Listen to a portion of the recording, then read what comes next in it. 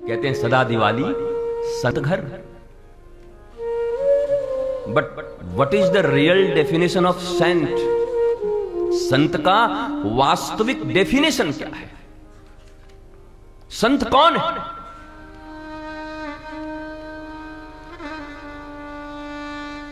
बसंत ऋतु को सबसे अच्छा ऋतु मानते हैं। न ज्यादा सर्दी न ज्यादा गर्मी, बोलते हैं बसंत ऋतु है। बसंत ऋतु है। वृंदावन के एक प्यारे संत और सभी कहते हैं कि जिसके जीवन में संत आ गया समझो उसके जीवन में बसंत आ गया। सुख हो दुख हो, गीता के नियम के अनुसार शीत हो उष्ण हो,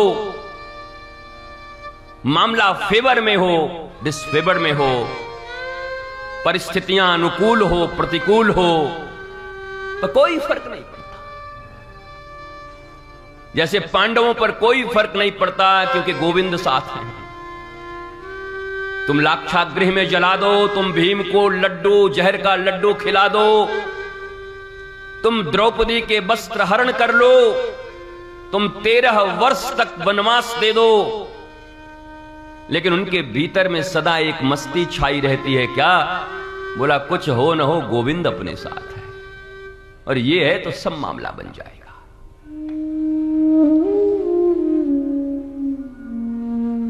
जब दुर्योधन लौट कर आया और कहा कि युद्ध जीत गए जीत गए जीत गए, शकुनी ने कहा कैसे? बोला हम पूरी सेना लेके आए, उधर केवल गोविंद रह गया। शकुनी ने माथा पीट लिया। शकुनी को भी इतना ज्ञान था।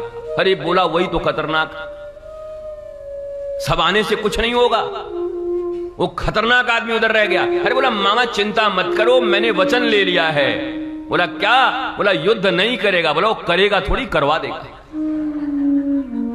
वो करता थोड़ी है, भगवान के बारे में वो करता है, वो करने वाले थोड़ी हैं। सबके हृदय में प्रेरणा बन के हैं, बैठे खड़े हैं। बोला फिर अब क्या करूं? और दुर्योधन के बारे में तो लिखा है, जब अर्जुन ने भगवान से कहा कि भगवान आप मेरे साथ रहो, तो दुर्योधन ने कह दिया मुझे सेना दे दो।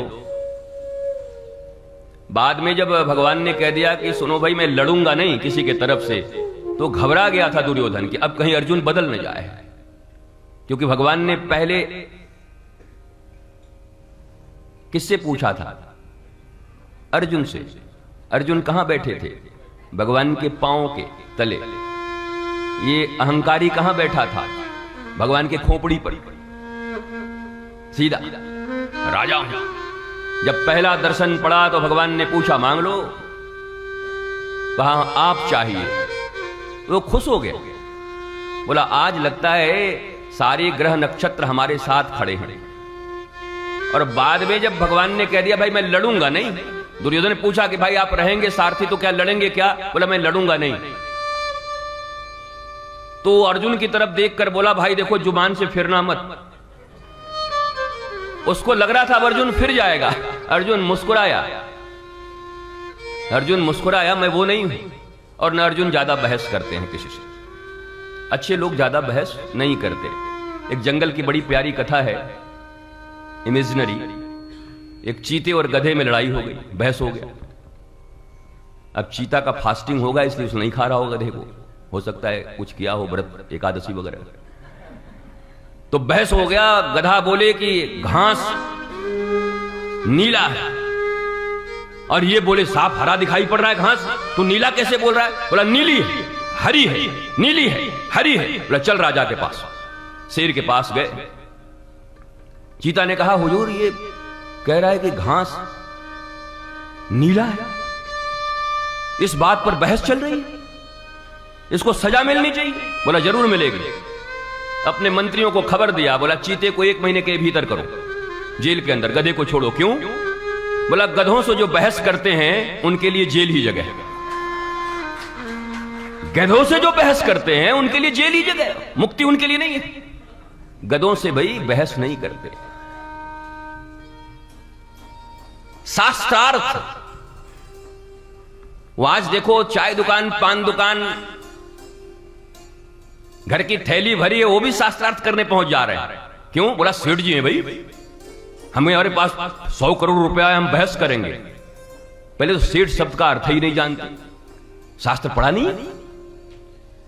शास्त्रों में श्रेष्ठ शब्द बाद में विभ्रंश होकर सेठ बन गया। शब्द था श्रेष्ठ, उत्तम, सर्वोत्तम, क्या बन गया? अब इतना कोई बिहार इत्यादि में बोल ना पाता होगा, या यूपी में श्रेष्ठ इतना बोले, सेठ सेठ सेठ, अब इतना के बोली मर्दबा, का हो सेठ जी?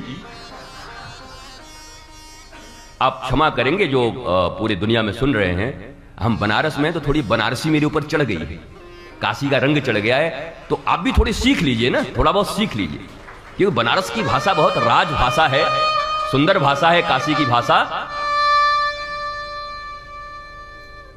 तो श्रेष्ठ शब्द सेठ बन गया,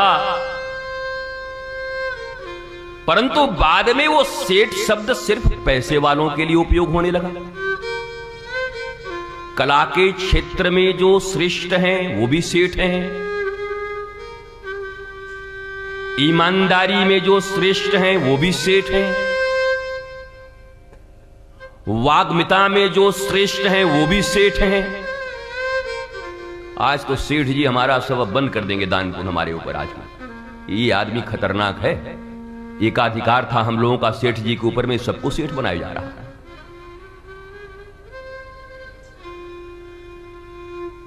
अरे क्रिकेट का सेठ तेंदुलकर और विराट या और जो भी लोग हैं, हॉकी के मेजर ध्यानचंद सेठ जी थे, श्रेष्ठ। वैसे ही मोहल्ले में, गली में हमारे देश के अभी सेठ जी, हमारे देश के प्रधानमंत्री श्रेष्ठ, हमारे उत्तर प्रदेश के शास्त्रीय विधि के अनुसार सेठ जी, हमारे श्रेष्ठ मुख्यमंत्री महंत योगी आदित्यनाथ जी, इस जिले के सेठ जी, नियम और कानून के लिए जो एसएसपी साहब होंगे श्रेष्ठ हैं। जिले के समस्त कानून व्यवस्था को लागू करने की जिम्मेवारी जिनके ऊपर दी गई है वो श्रेष्ठ हैं।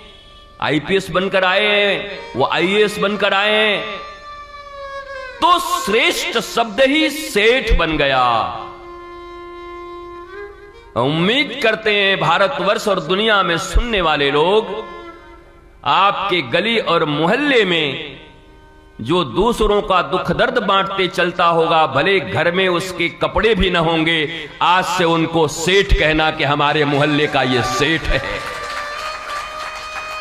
हमारे नगर के ये सेठ हैं, क्योंकि ये आते हैं दुख दर्द बांटने, सुनने। किसी की बिटिया का विवाह हो ये खड़े होते हैं, सुख हो दुख हो ये खड़े होते हैं। This is the real definition of सेठ।